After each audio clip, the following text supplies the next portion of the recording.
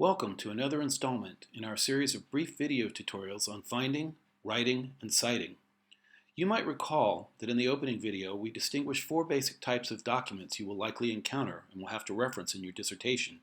Although there are many more document types, those you will most often need to reference will be the monographic book, an article in a periodical, an individual chapter of an edited or compiled book, and the paper published in conference proceedings. In the previous video, we demonstrated how to reference a monographic book. In this video, we will show you how and when to cite a specific chapter. Remember, we reference a specific book chapter when it is part of an individual collection of essays that stand on their own, as distinguished from a monographic book. The chapter itself has a title and author, which will have to be included in the citation data. But you will also have to include the reference information of the entire compilation. The book itself has its own title. The editors or compilers need to be referenced, and as with a monographic book, you must also reference the publishing information.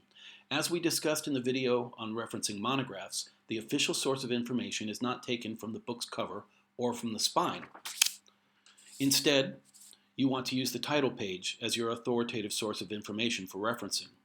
As you can see, it tells you the title of the book, the names of the editors, as well as the names of the publishing company. We still require the place and year of publication. If you do not see those on the title page, flip over the title page. This is known as the verso.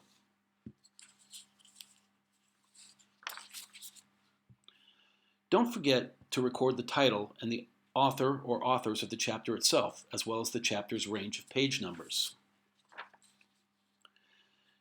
Before we show you how a chapter's reference is supposed to look, we want to remind you to use a reference management tool like RefWorks or EndNote. It will make keeping track of your references much easier and save you a lot of typing. For the demonstration today, we will be using RefWorks. The specific workings of RefWorks will be covered in another video. For present purposes, we note that reference managers come with the option of choosing a reference or document type and offer the data fields appropriate for that type. In the case of a book chapter, we chose the reference type as a book section rather than the whole book. We still need to record the information for the whole book, such as the title, editors or compilers, year of publication, name of publisher, place and year of publication, and the name of edition when applicable. Additionally, we must record the authors and titles of the chapter, as well as the page range. There are other fields available that you can add when circumstances warrant, but the fields shown are the minimum required for referencing a chapter of an edited or compiled book. Be sure to look up the APA standards for capitalization and abbreviation and enter the data accordingly.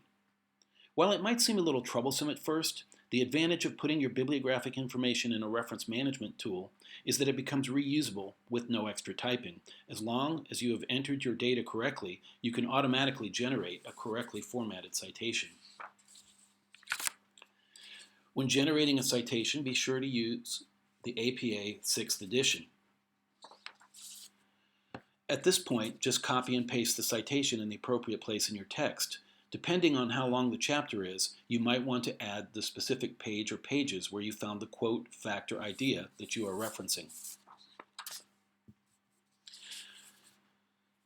You'll notice when referencing within the text, we use an abbreviated citation, just enough to distinguish this specific work from the other works you cite. The reader can turn to the alphabetically listed bibliography at the back of your work for more details. In the in-text citation, we add only the page number or numbers where we obtained the information we are referencing. In your end-of-work bibliography, you would include the full range of page numbers that the chapter covers. If you have cited a work previously in the same chapter, you may omit the publication year and subsequent references.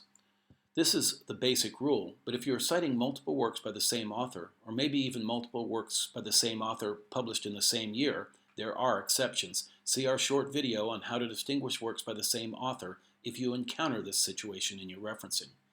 One more advantage of using reference management software is that when it is time to generate your bibliography, the software will not only format it correctly, but place it in its proper location in your alphabetically listed references.